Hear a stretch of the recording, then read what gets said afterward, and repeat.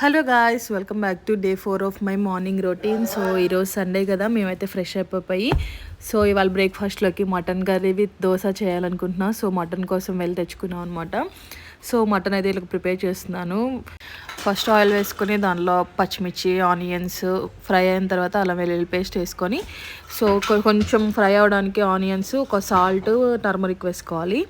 Next tomatoes వేసుకొని అవి fry అయిన తర్వాత చిల్లీ పౌడరు, ధనియా పౌడరు, గరం మసాలా అవన్నీ వేసుకొని బాగా మిక్స్ చేసుకోవాలి.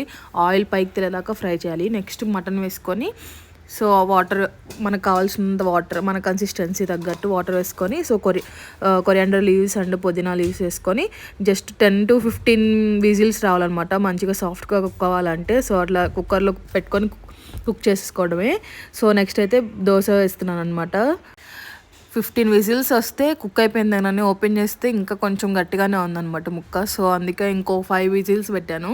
సో అప్పుడు సాఫ్ట్గా అయింది. ఇక్కడ బాగా టేస్ట్ చేస్తున్నాడు, చూద్దాం ఏం చెప్తాడో. గ్రేవీతోనే తిన్నాడు. సో ముక్క ఉడికిందో తెలియాలి కదా అని చెప్తే మళ్ళీ ముక్క తిన్నాడు అనమాట. ఆసమ్ ఉంటే ఆసమ్గా వచ్చిందనమాట. టేస్ట్ సూపర్ ఉంది.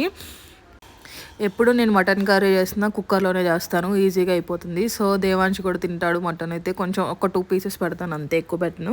సో నేను కూడా ఇంకా వేసేసుకుంటాను అనమాట దోశ. నాన్ వెజ్ తినే వాళ్ళు ఎవరైనా dosa with mutton curry try చేయకపోతే ట్రై చేయండి. సూపర్ అంటే సూపర్ ఉండేది టేస్ట్. స్టార్ట్ చేసావా? ఇంకా చెప్పు, స్టార్ట్ చేసావా? సో ఇంకా బ్రేక్ఫాస్ట్ చేసిన తర్వాత దేవాంశ్ ఆడుకుంటుంటే మాకు ఇంకా ఫుల్ టైం పాస్ అనమాట. వాడు ఆడుకుంటుంటే మేము కూడా ఇంకా వాడితో ఎలాగోలా ఎంగేజ్ అవుతూ ఉంటాము. వాళ్ళ డాడీతో ఆటలాడుతున్నాడు. వాళ్ళ డాడీ ఎటు ఇంటి దగ్గర ఉంటాడు కాబట్టి. So thank you for watching. That's it for video. Bye.